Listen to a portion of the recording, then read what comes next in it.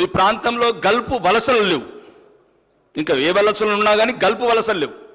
మహబూబ్ నగర్ కావచ్చు, నల్గొండ కావచ్చు, ఖమ్మం కావచ్చు. మీరు దయచేసి 50 ఏళ్ళ కన్నీటి కథలు చదవండి అధ్యక్ష. ఇప్పటికి కూడా రోజు ఫోన్లు వస్తాయి మాకు. నిన్ననే రామ్నగర్ వెళ్ళాను. గౌరవనీయ గవర్నర్ బండారు దత్తాత్రేయ గారు బోనాలు ఫంక్షన్ పిలిచి వెళ్తాను అధ్యక్ష. అక్కడ సప్లై చేస్తున్న బాబు కామారెడ్డి అబ్బాయి నవీన్ అని, వాళ్ళ నాన్న 2 సంవత్సరాల నుంచి అడ్రస్ లేట అధ్యక్ష. సౌదీలో లంబాడోళ్ళ బంజారా పిల్లగాడు.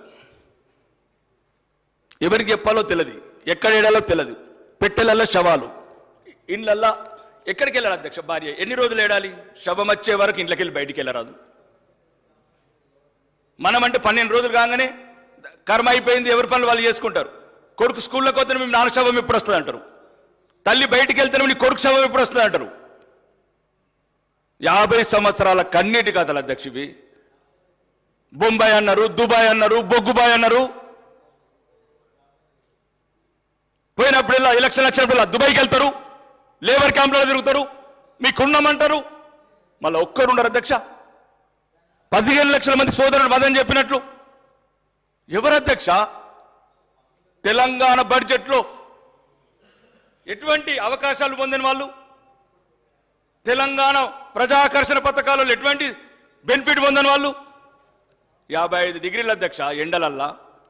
కల్లి వీళ్ళ నొగడు, పాస్పోర్ట్ లేదా నొగడు, చిన్న చిన్న నేరాలకు జైళ్ళకు పోతే పలకరించే వాళ్ళు లేడు, న్యాయ సహాయం లేదు. కాబట్టి అధ్యక్ష వాళ్ళ బతుకులు మారాలంటే నేను మొన్న సీఎం గారికి కూడా లెటర్ పెట్టాను అధ్యక్ష. ఎందుకంటే గౌరవనీయ ముఖ్యమంత్రి గారికి నేను చెప్పాను అధ్యక్ష,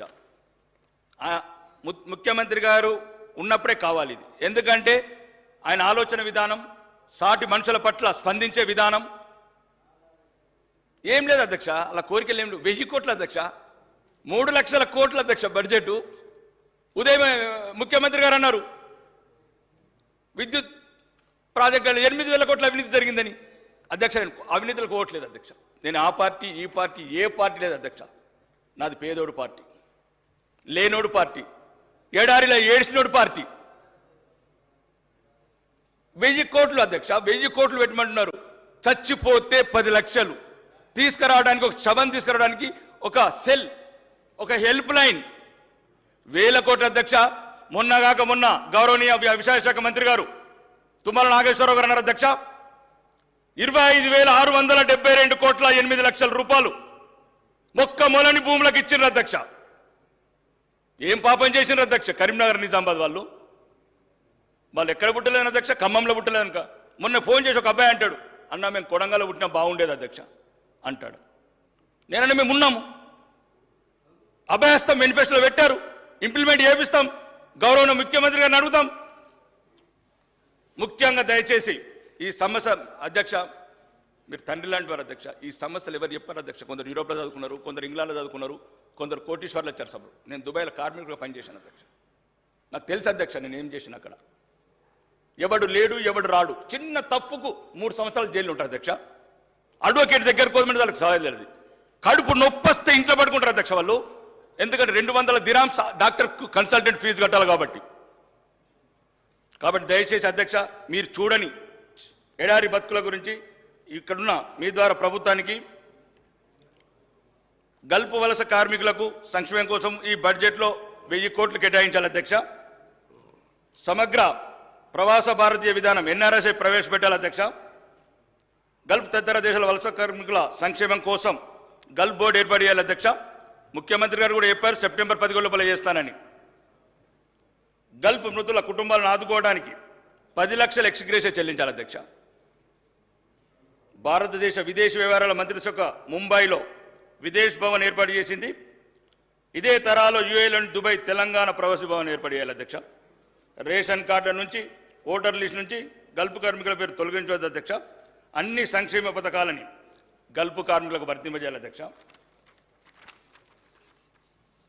జీవిత బీమా, ప్రమాద బీమా, ఆరోగ్య బీమా, పెన్షన్లతో కూడిన సమగ్రమైన సాంఘిక భద్రత సోషల్ సెక్యూరిటీ పథకం ప్రవేశపెట్టాలి అధ్యక్ష. విదేశాల నుండి తిరిగి వచ్చిన వారికి సబ్సిడీతో కూడిన రుణాలు ఇచ్చి స్థానికంగా ఉపాధి అవకాశాలు కల్పించాలి. జైళ్లలో మగ్గుతున్న జైళ్లలో మగ్గుతున్న ఉత్తర తెలంగాణ అమాయక బిడ్డలు లిగలేడి వాళ్ళ అధ్యక్ష ఏళ్ల తెరబడి విదేశాల్లో ఒంటరిగా నివసిస్తున్న తల్లికి దూరమై పల్లెకి దూరమై సంసారానికి దూరమై బిడ్డలకు దూరమై ఉన్న వాళ్ళకి అధ్యక్ష సంవత్సరానికి ఒకసారి రిటర్న్ టికెట్ ఇవ్వాలి అధ్యక్ష. ఇక్కడ 1000 కోట్లు ఉచిత పథకాలను ఇస్తున్నాం అధ్యక్ష. వాళ్ళు 1,80,000 కోట్లు లాస్ట్ 10 సంవత్సరాలు పంపించినాయి. వాళ్ళకి ఎందుకు ఇవ్వలేము అధ్యక్ష? కాబట్టి దయచేసి గౌరవనీయ ముఖ్యమంత్రి గారు కూడా 5/7/2024 లెటర్ ఇచ్చాను అధ్యక్ష. ఇది ప్రత్యేకంగా 2 నిమిషాలు అధ్యక్ష. ముఖ్యంగా నేను గ్రామాలకు వెళ్ళినప్పుడు అధ్యక్ష లాస్ట్ 10 ఇయర్లలో బిడ్డ 7 లక్షల కోట్లు అప్పయిందంటే కానీ 7 ఇల్లు రాలేదు బిడ్డ అంటున్నారు అధ్యక్ష. 10 సంవత్సరాల అధ్యక్ష 6 ఒక ఇల్లు రాలేదు అధ్యక్ష. పక్క నియోజకవర్గాలు కొన్ని వేరే జిల్లాలలో 10,000 ఇళ్ళు వచ్చినాయి అధ్యక్ష. ఇప్పుడు మళ్ళీ ఈ బడ్జెట్లో 3,500 వాళ్లకు 3,500 మాకు. అదెట్లా వీలైతుంది అధ్యక్ష? 3 సార్లు తిన్నోడికి మళ్ళీ మాతోనే పల్లెం పెట్టుడు, 4 సార్లు తిన్నోడికి మాకే పల్లెంలో పెట్టుడు. మళ్ళీ అధ్యక్ష అది స్థలం ఉన్న వాళ్ళకే లేదు అధ్యక్ష. దయచేసి మీ ద్వారా ప్రభుత్వం చెప్తున్నా, స్థలాలు ఉన్న వాళ్ళకి ఇవ్వండి 5 లక్షల రూపాయలు ఏదైతే గవర్నమెంట్ స్కీమ్ ఉందో. స్థలాలు లేని వాళ్ళకి స్థలం ఇవ్వండి వాళ్ళతోనే. నెక్స్ట్ ఇయర్ డబ్బులు ఇచ్చి 5 లక్షలు ఇచ్చి వాళ్ళకి నెక్స్ట్ ఇయర్ ఇల్లు కట్టిద్దాం. గౌరవనీయ ముఖ్యమంత్రి గారికి మంత్రులకు కూడా చెప్తున్నా అధ్యక్ష, దారుణం పల్లెలల్లా పెన్షన్ 7 నెలలైంది 8 నెలలైంది అధ్యక్ష. ఒక్క పెన్షన్ ఇవ్వలేదు మేము, ఒక్క రేషన్ కార్డు ఇవ్వలేదు. దయచేసి గౌరవనీయ ముఖ్యమంత్రి గారికి అలాంటి